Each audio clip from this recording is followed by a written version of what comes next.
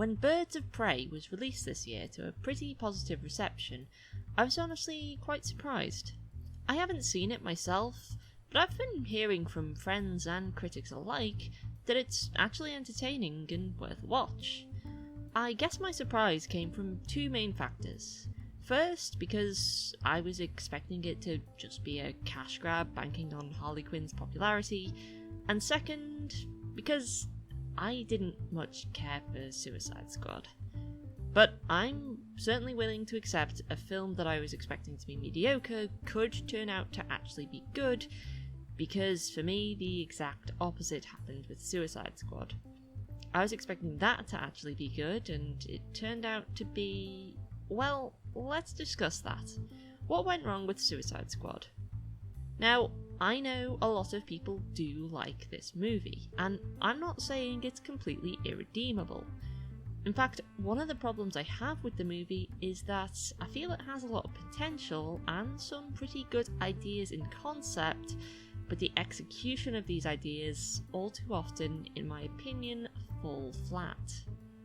The basic premise of Suicide Squad is, what if there was a superhero team that actually consisted of villains who've been made to fight for the good side? This gives way to a lot of potentially good storylines. A team of villains has the advantage of being able to think like the villain, not be stopped by the usual obstacle of moral obligations, and can be used to deal with the more controversial problems that a government would want to keep quiet, or problems that require a team considered disposable. Unfortunately, none of these potential plots are really used here. Instead, we have the Suicide Squad being sent in to deal with a generic doomsday villain, a boring, typical, overpowered villain who shouldn't really be threatened by any of them besides the one member who actually has superpowers. In other words, while the characters we're following may not be conventional, the storyline is a little too conventional. So, who are these characters? Well, first we have Deadshot, played by Will Smith. He's a master assassin who kills people for a living, but deep down really cares about his daughter and wants to be able to see her again. Whether Deadshot is an immoral bad guy looking to cheat the system, or just a punch clock villain who does have a heart deep down, is a bit up in the air, to be honest. He doesn't really have enough personal screen time to get his character across well enough. And I'll go deeper into that in a minute, but first let's talk about Harley Quinn. Harley is probably the best known of the group. She's the Joker's deranged girlfriend, and she really has no reason to be here in the story. She's not shown as having any important skills. She's not shown to be an evil genius underneath her over-the-top twisted persona. She does have one moment where she does outsmart the villain, but that's it. For the most part, she's just used as comic relief and eye candy, and has no reason to be added to the squad in story. And her persona often comes across less as a twisted little monster, and more like the living embodiment of one of those lol random normal people scare me Tumblr blogs. Captain Boomerang is about the only character I'd say genuinely comes across like a bad guy. The rest of the cast are sort of played like plucky underdogs seeking redemption, whereas this guy seems more like a jerk who's here to reap whatever benefits he can and not really care about anything else. And that's not a bad thing, since he actually does fit with the premise. But like Harley Quinn, he's not ever really very useful in the situation at hand. Killer Croc is sort of the typical big thuggish guy of the group, and he's another one of those that just doesn't get enough screen time. I mean, he's at least shown to have some actual uses with his weird, not particularly explained skin condition. El Diablo is the only character who actually has superpowers. Now, what I will say with regards to that is that, in theory, having an overpowered character in Suicide Squad arguably could make more sense than having one in a typical superhero squad movie like Justice League, since the Suicide Squad should be fighting the more underpowered villains like the Joker, El Diablo could, in theory, just fill the role of an emergency button in case one of those superpowerless villains suddenly breaks out an unexpected trick. Unfortunately, because this movie features a world-endingly powerful villain, it doesn't quite work. His character is one of the more interesting, given he's trying to seek redemption after inadvertently causing the death of his family, and his story arc is maybe a little more engaging than the rest, but it arguably comes across as too serious in tone, given while he's spending his time remorsing over what he's done and longing to be a better person, Harley Quinn is spouting one-liners and acting like she's on drugs most of the time. So that's the Suicide Squad. Wait, hold on, am I forgetting someone? Oh, yeah, Katana. Yeah, Katana's also there. While the issues of the squad as individuals are clear, one of the main problems is that there is no main character. Deadshot should fill this role, but as I say, he's simply not in focus enough. Amanda Waller, the corrupt leader of the project, is kind of the next closest thing to a protagonist that we have, but she makes more sense as an ambiguously evil authority figure. I mean, I know this is a teen movie, but when you throw a bunch of characters together for us to watch, usually it helps to have at least one that we can follow and to some degree identify with. One of the easiest comparisons to Suicide Squad is Guardians of the Galaxy, Marvel's answer to the ragtag bunch of misfits that save the day. While Guardians also introduced new, strange and wacky characters, we are still following the lone human character Peter Quill, and a lot of our understandings of the other characters and the world come from his interactions with them. But on top of the lack of a lead protagonist, a big problem is how the movie is more focused on the action and the plot than on the characters, which wouldn't be such an issue if it weren't for the fact that the plot in question is really cliche, right down to the usual sky laser finale. Now, having a wacky character in a cliche plot can work, as Deadpool, for example, showed us.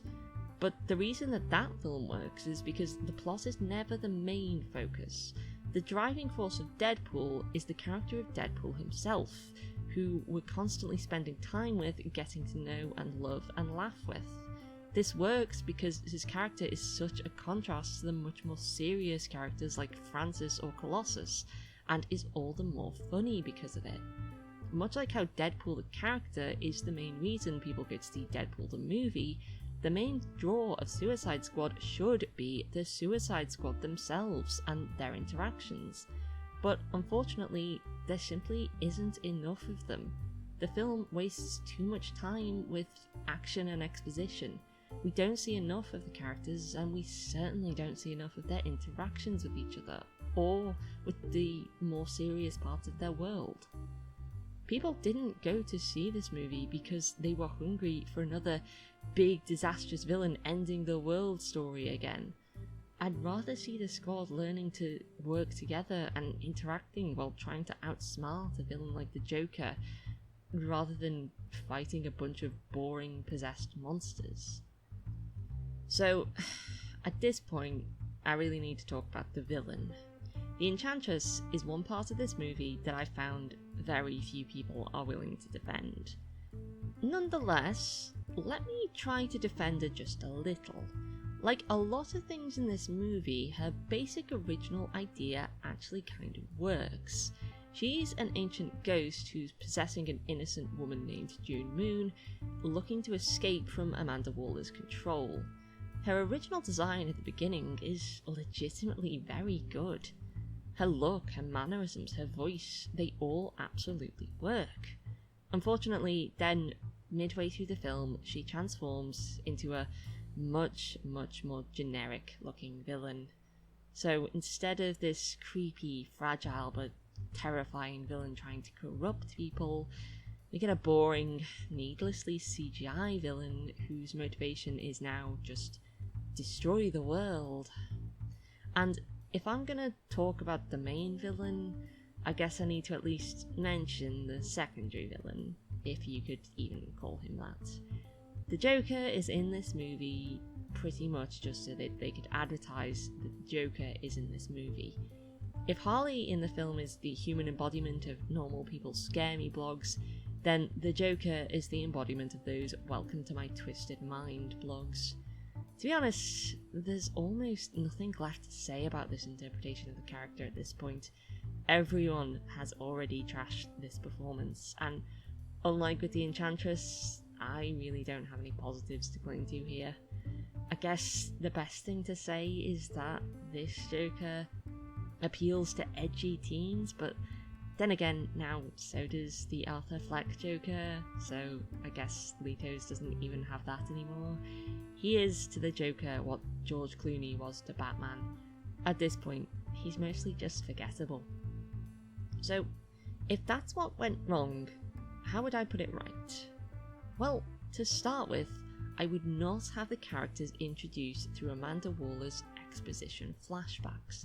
They don't add enough to the movie, and they feel more like trailer footage than actual movie footage.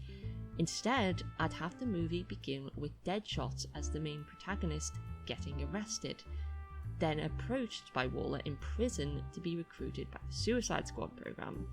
Make it clear that while Deadshot is a hardened criminal, he still loves his daughter, and he's torn between doing what's right for her and fighting against the system, but eventually he complies. When he's moved to a new prison to be trained to join the squad, possibly have him stuck in a cell with Captain Boomerang in order to build a proper dynamic with those two. The perfect contrast between a serious assassin wanting to fight to be with his daughter again, and an obnoxious bank robber who's only there for his own selfish gains. You know, a good old serious straight man being irritated by goofball sidekick scenario. This could actually help get both of their characters across. And then have the rest of the characters properly introduced to each other and to the audience during that scene where everyone's geared up for action.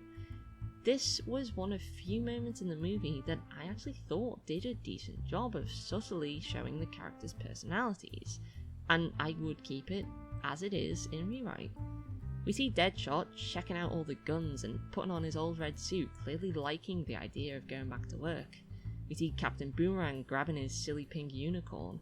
We see Killer Croc showing off his strength by ripping his shirt off. We see El Diablo just awkwardly grabbing a plain looking shirt, clearly not wanting to stand out. And we see Harley squeeing over her little hoard of goodies and desperately trying to look provocative to the guards, all in a way that get their characters across without actually having to say anything, doing a better job than the meaningless opening exposition. Speaking of Harley, I changed her character a fair bit too. If you want to justify her being on the squad, make it more clear that underneath the wild, deranged exterior, she's actually a lot smarter and more cunning than she looks. She is a doctor of psychology after all. Lean in more to the notion that a lot of her evil little girl act is very much just an act that's hiding a damaged but cunning sociopath underneath. I'd also introduce Rick Flag here, as the guy who's there to support June Moon, who hasn't escaped at this point, but mostly to act as the token normal guy that can react to the madness that he's witnessing in the appropriate fashion. Now, have the squad maybe be at each other's throats at first, but then as they're stuck together in some prison van probably, they start complaining about Waller, and then this moves on to them complaining about superheroes.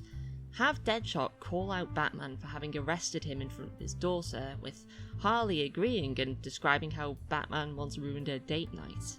Then have Captain Boomerang argue that the Flash is worse and bragging about how the guy who beat him actually had superpowers unlike Batman. Maybe have El Diablo point out how he wishes he could use his powers to be more like the heroes, only for the others to point out that he's probably killed fewer people than Superman has, given how much collateral damage Superman causes.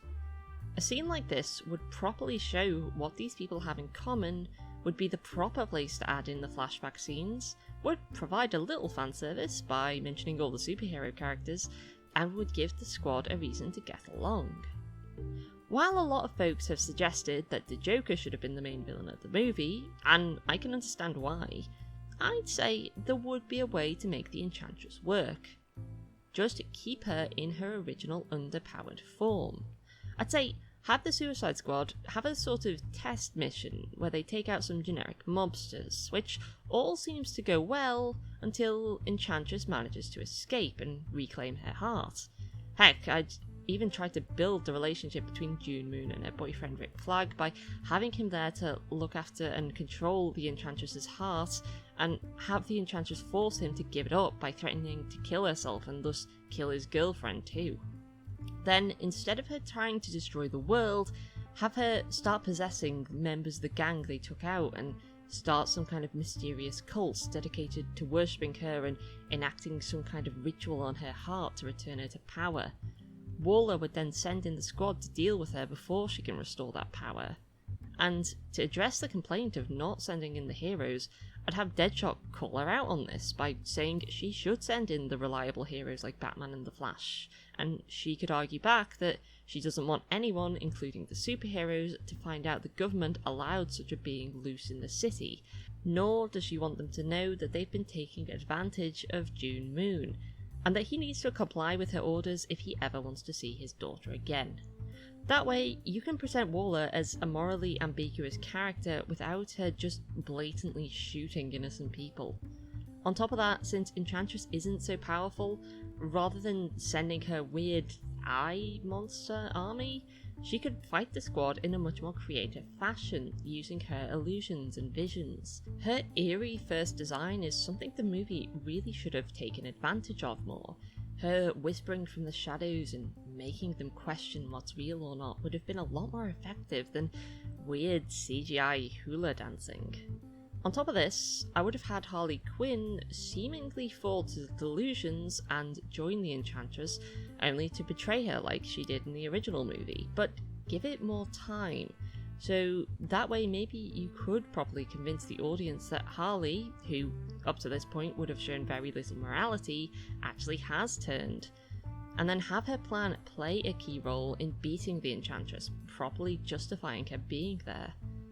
Finally, if there's one way I'd finish the movie, it's have them beat the Enchantress, then show them all together in prison again, watching a news story about Batman saving the town from some other villain, and showing how their heroism is being completely ignored, and how they aren't going to receive any rewards from this.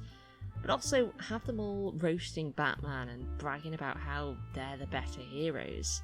You know, show that they've grown as a team, they've grown to like each other. And then have Deadshot finally getting a meeting with his daughter.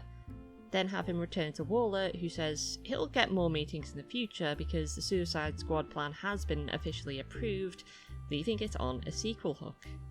But all these are just potential ideas I came up with on the fly, and I'm sure they could be improved upon. The ultimate change I would have made is making it a more character-driven movie, rather than an action-driven movie. As I've said, no one came to this movie wanting to see a boring villain enact a boring plan involving yet another sky laser. People wanted to see these characters, people wanted to see the character interactions and dynamics, people wanted a change from the usual superhero formula, people wanted to have a good laugh. And there's potential here to provide that. I realised there was a lot of problems behind the scenes of this movie, with many reshoots and edits. And it really shows given how noticeably bad some of the editing is. I can't help but wonder if this contributed to the lack of development of these characters. Maybe at some point in the writing, the script had more solid interactions and development that got tossed aside as not important as the action.